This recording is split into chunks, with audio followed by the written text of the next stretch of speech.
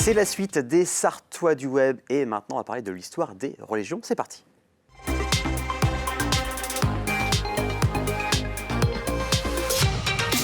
Et pour en parler, je reçois Damien. Salut Damien, comment vas-tu? Salut Aurélien, très bien, merci et toi? Ça va super bien, merci. Alors, tu es un créateur de contenu, journaliste, fais beaucoup de choses aussi, auteur, script. Tu as une chaîne YouTube, aussi une chaîne TikTok qui fonctionne plutôt bien, où tu vulgarises l'histoire des religions.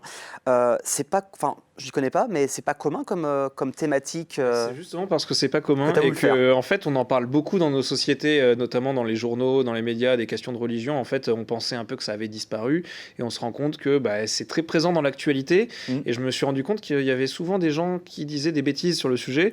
Et du coup, j'avais envie, je me suis dit, on a besoin d'une bonne éducation du fait religieux en France. Moi, je suis pas dans une démarche de faire du prosélytisme pour une religion ou pour un autre, mais juste de donner une culture générale sur le sujet. Et donc, voilà, je me suis lancé sur les réseaux sociaux. Parce qu'on va mettre quand même le petit cadre. Hein. Tu parles vraiment de toutes les religions. C'est vraiment de la culture générale. Moi qui n'y connais pas grand-chose, voire rien du tout, permet d'en apprendre beaucoup. Alors sur TikTok, c'est du format court, donc on est sur du 1:32 minutes. Et sur YouTube, sur des formats beaucoup plus longs où tu expliques vraiment les choses. Et le nom de la page YouTube, c'est Religaré. Oui, Religaré, qui est une des deux étymologies du mot religion, qui veut dire relier à. Donc je me suis dit si je pouvais relier une communauté autour de moi de fans du sujet. Voilà.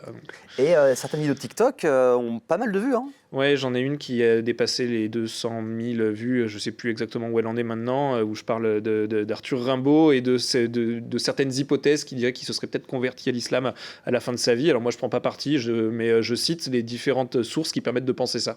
Et ça fait quoi quand on est une jeune chaîne, une jeune page TikTok, d'avoir tout de suite en fait, c'est super bizarre parce que je me suis lancé bien avant sur YouTube. Et YouTube, ça monte doucement comme un escargot. Donc là, j'en suis à 3000 abonnés. J'ai certaines vidéos qui ont fait 8000 vues, mais la plupart sont plutôt autour de 1000 vues. Déjà, je suis content. Et puis, je me suis lancé il y a juste 2-3 mois sur TikTok seulement. Et en l'espace de si peu de temps, j'ai déjà presque 9000 abonnés. J'ai fait une vidéo qui a 200 000 vues, une autre qui a fait 100 000 vues. Donc, ça monte vite, TikTok. C'est assez impressionnant l'algorithme, et ça touche un public qui est ultra jeune. Donc, à la fois, c'est gratifiant, et à la fois, c'est un peu rageant de se dire que des fois, on a passé un mois à bosser sur une vidéo hyper écrite, hyper montée sur YouTube, et qu'elle n'est pas autant vue qu'un petit truc que je fais avec mon téléphone à l'arrache sur TikTok. On en parlait la semaine dernière sur la table ronde sur TikTok. D'ailleurs, tu m'avais contacté, on n'a pas pu se synchroniser.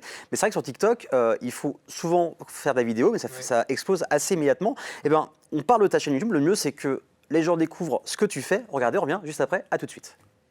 Depuis que je fais de la vulgarisation sur les questions religieuses, notamment en histoire des religions sur Internet, il y a un truc qui me saoule, mais qui me fatigue, c'est tous les athées militants qui se sentent obligés de se la ramener pour me dire « Bouh, toutes les religions c'est de la merde, bouh, arrêtez de nous parler de ça, bouh ».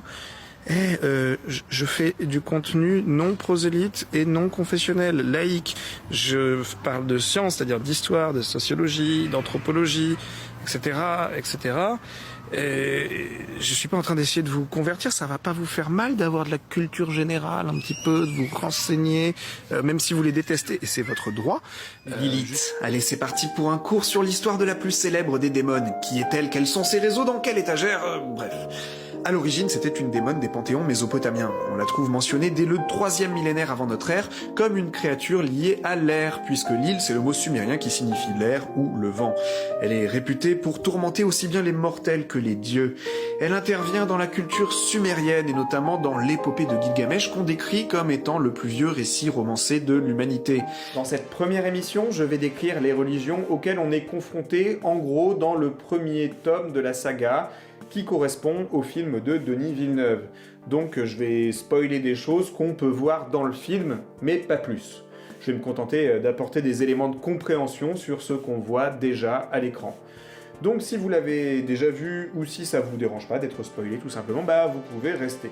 Donc plein de choses, on vous conseille d'ailleurs d'aller sur la chaîne YouTube et TikTok. Donc j'étais assez étonné de voir parler de religion sur Dune, ce qui est, je trouve ça génial. Est-ce qu'on peut parler de religion avec Star Wars aussi ? Alors, c'est beaucoup plus compliqué. Alors, il y a des religions dans Star Wars, mais alors, c'est pas ce qui est le plus présent. Et surtout, c'est plus de l'ordre de la mythologie dans Star Wars que d'une structure sociale. Or, moi, je m'intéresse aux structures sociales. En fait, je traite pas tant des histoires de Dieu, des dieux, etc. Moi, ce qui m'intéresse, c'est plus une religion en tant que structure sociale. Qu'est-ce que c'est, comment elle évolue. Donc, en fait, je traite des hommes, des humains. Et dans Star Wars, il n'y a pas des masses de prêtres, de trucs comme ça, quoi. On pourrait dire que les Jedi, c'est un peu des prêtres de la Force, mais pas vraiment, en fait. Ils n'ont pas un rôle liturgique. Et petite précision, juste pour celles qui nous regardent, la première vidéo qui est passée sur TikTok, c'était un petit coup de gueule face à certains commentaires, mais je suis pas du tout anti-athée, ne croyez pas du tout ça. Voilà, c'était juste des gens qui, dès que je poste un truc, me disent les religions c'est nul. Alors je m'étais un petit peu énervé sur cette vidéo. Voilà. Alors je vais te poser la question, ça tombe bien, parce que c'est vrai qu'en 2022, il y a beaucoup de polémiques, des fois pour rien du tout. Les gens sont choqués assez rapidement. Niveau des commentaires, la plupart du temps, les gens me disent quoi par rapport à tes vidéos? T'as pas eu trop de problèmes? Non, mais j'ai beaucoup de gens qui me suivent, qui sont très contents, des gens qui découvrent, qui me font beaucoup de compliments, etc. Mais c'est clair que j'ai plusieurs catégories de personnes. Il y a justement alors il y a plein d'athées fabuleux qui sont très heureux d'apprendre des choses par culture générale, hein, et c'est très bien. Et il y en a quelques-uns qui sont très militants et qui disent de toute façon, tant qu'on n'aura pas éradiqué toutes les religions, arrêtez de nous en parler. Alors, ça peut aller très loin. Ouais, c'est un peu voilà. Sinon, j'ai quelques chrétiens, juifs ou musulmans qui trouvent que je dis pas assez bien de leur religion ou voilà, qui veulent remettre leur dogme à eux, tirer un petit peu devant. Et puis j'ai une fois de temps en temps quelques personnes de sectes qui font des gros pavés pour essayer de convertir les gens en commentaire. En règle générale, je jarte ça. Mais il y a du filtre, mais tu parles vraiment de tout le monde. Tu as aussi fait t'as pas mal de choses, tu es très actif en tout cas. Pas mal de choses. Il y a aussi un vlog parce que tu as fait ton stage au journal La Croix. Alors, tu pourrais rappeler ce que c'est exactement ce journal La Croix? La Croix, c'est un journal qui a été fondé par une confrérie, une fraternité, comment on dit, des assomptionnistes en tout cas, c'est les chrétiens, au 19e siècle et qui depuis a eu une longue histoire, a beaucoup évolué, qui encore aujourd'hui appartient au groupe Bayard et donc géré en haut par des assomptionnistes, mais où en bas, c'est un journal qui a une ligne éditoriale qui est tout à fait indépendante, avec une orientation chrétienne qui est assumée. Moi, j'y suis allé dans un service religion où on traitait de toutes les religions. Vraiment, on n'était pas du tout obligé de traiter du catholicisme ou du christianisme. Moi, j'ai écrit sur le judaïsme, par exemple, qui est plutôt mon champ d'études de spécialité. Parce qu'en fait, à côté, pour vraiment me fortifier universitairement dans ce que je dis, j'ai repris des études à 34 ans. Je suis en master de sciences des religions à l'université de Bordeaux, Montaigne. Et dans le cadre de ce master-là, j'avais un stage à faire en entreprise. Et vu que j'avais envie de redevenir journaliste, ce qui est mon premier métier... Et t'envoyais que 2 CV quand même, hein, c'est ça le truc. Hein. Ouais, c'est ça. J'ai envoyé à La Vie et à La Croix et j'ai été pris à La Croix. Et ça se passe bien parce qu'il y a un article qui a beaucoup fait parler. J'ai été interviewé à l'international pour en parler derrière. Et ça m'a ouvert d'autres portes. Et là, il y a une grande enquête que j'ai écrite qui devrait être publiée dans un quotidien national d'ici la fin octobre.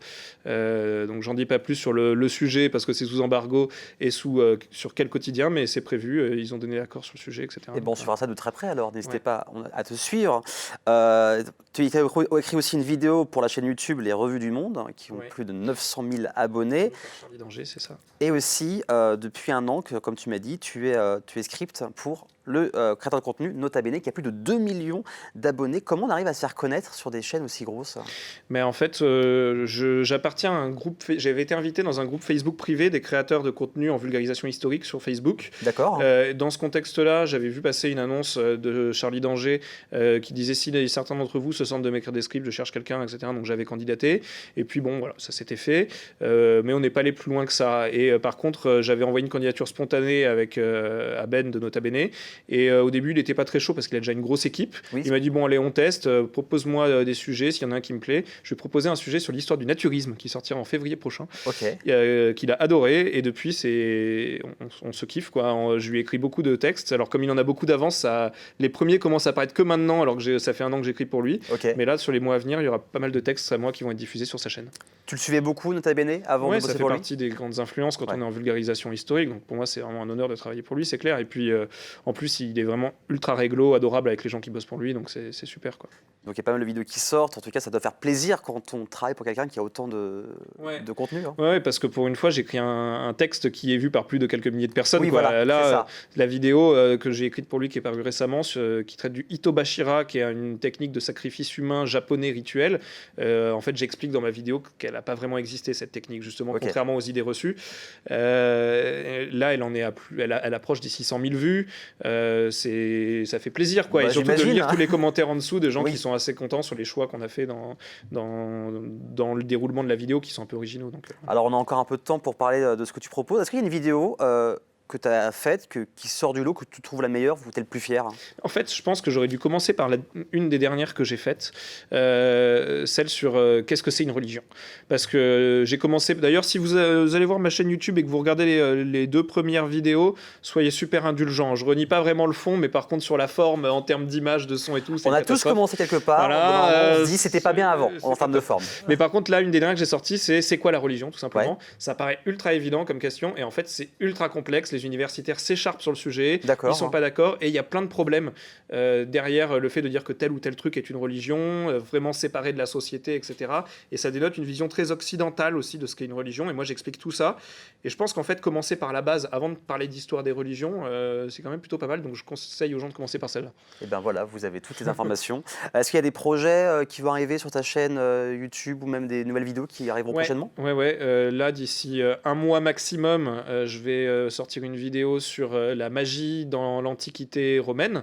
Parce qu'en fait, l'étude de ce que des gens pensent être de la magie, qu'on y croit ou on n'y croit pas, ça rentre dans l'histoire des religions. En fait, ça fait partie de ce qu'on étudie en histoire des religions. Donc voilà, la magie à l'Antiquité romaine. Ensuite, je vais aller sur les Bahaïs, qui sont une religion ultra minoritaire, très très peu connue, que je vais décrire, qui ont été créés en Iran au 19e siècle et qui ont vocation, enfin eux ils disent qu'ils font la synthèse de toutes les religions au monde. Voilà. Et ils sont persécutés en Iran. Voilà. Et après, je vais parler d'un mouvement... Bon, je ne vais pas dire sectaire, mais en tout cas qui est accusé de beaucoup de dérives sectaires, parce qu'il faut aussi que je traite ces aspects-là des religions et que je les affronte et que je dise voilà, des trucs qui ne vont pas, qui est qu'en fait peu de gens connaissent, mais qui est présent partout, parce que notamment il est derrière les vins en biodynamie, il est derrière la marque Velleda et pas mal de trucs d'homéopathie. C'est l'anthroposophie, qui est un mouvement religieux qui a le bras long, qui est présent dans pas mal d'endroits, et moi je vais en traiter en expliquant très concrètement de A à Z en quoi ils pensent, qu'est-ce qu'ils font, etc. Voilà. Et ça te met combien de temps? Parce que c'est vrai qu'il y a beaucoup d'éléments, faut j'imagine beaucoup se renseigner quand on fait ces vidéos-là. En termes de processus d'écriture, ça te prend combien de temps pour faire une vidéo? Ça doit changer, j'imagine, en fonction des vidéos. J'ai plusieurs activités professionnelles entre le journalisme et tout, c'est un peu difficile pour moi de l'évaluer, mais en gros, pour moi, entre le moment où j'ai l'idée d'une vidéo et l'idée où ça aboutit et je la poste, il y a environ un mois. D'accord. Le temps de me choper une biblio, de la potasser, de filmer, de monter, ça prend du temps. Des fois, ça peut être plus. Hein. Il y a des sujets que j'ai en tête depuis 2 ans. J'ai commencé à préparer la biblio, puis j'ai pas avancé, j'ai avancé sur d'autres trucs, quoi. Mais ouais, c'est du boulot. Après, on développe des automatismes d'écriture. Le fait d'écrire pour Nota Bene, le fait d'écrire pour des journaux et le fait d'écrire de la vulgarisation sur ma chaîne, ça fait que on commence à savoir comment on travaille. C'est exactement. Donc je le rappelle, on peut te suivre sur YouTube, sur TikTok, tu as aussi une page Instagram, sur Twitch aussi. Instagram, c'est ma page perso. Je pose des photos, les gens ils peuvent aller regarder, c'est rigolo, mais c'est pas. Et sur Twitch aussi avec des lives pour des émissions. Voilà. Alors Twitch, j'ai pas plus développé que ça parce qu'il faut être régulier dessus. Par contre, je l'utilise pour faire des interviews de gens que j'ai envie d'interviewer de temps en temps. Et puis ensuite, je rediffuse les interviews Twitch en live sur ma chaîne YouTube et ça permet d'interagir un peu avec la communauté. Sachant que je fais des lives TikTok aussi que j'ai trouvé assez sympathiques pour faire de la pédagogie auprès vraiment des plus jeunes, même des ados, quoi. Enfin, donc, voilà. Donc plein de contenus différents, variés. J'essaie de toucher le plus de publics différents sur ces sujets-là. Je pense vraiment qu'il y a, pour moi, je me sens comme une mission de faire de la vulgarisation. Après, tout le monde a le droit de penser ce qu'il veut. On peut être anti-religieux au possible. On peut être chrétien, musulman, juif, tout ce qu'on veut, bouddhiste. Moi, juste, j'ai envie que les gens, quand ils parlent entre eux, ils aient une base commune de connaissances de culture générale. Voilà, Et voilà, surtout avoir plus de connaissances et être ouvert en fait envers autre chose. Voilà, c'est ça, tout simplement. Donc n'hésitez pas, à la petite cloche, on s'abonne directement à tes pages, à tes chaînes. En tout cas, merci d'être venu, d'avoir parlé très sympa, de tes chaînes. Avec grand plaisir. Dans quelques instants, on va sortir et découvrir surtout le Zap de la semaine avec aussi Amy. À tout de suite.